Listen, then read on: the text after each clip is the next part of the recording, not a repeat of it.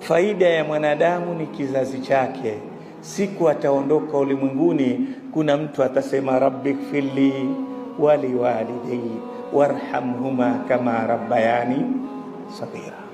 Hiyo ndo faida yetu tu, haya mengine yote hayatusaidii.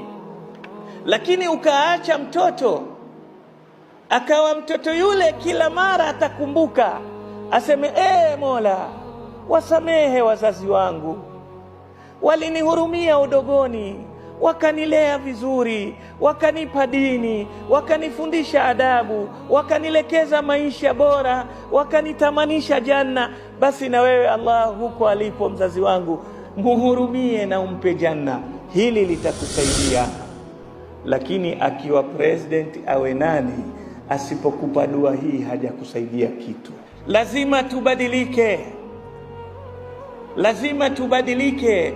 Tujue wakati wetu zaidi, hasa kina mama, taimu yenu zaidi iwe ni watoto wenu, isiwe ni mali yenu. Mali si yako, mali yako ni ile umekula, mali yako ni ile umevaa.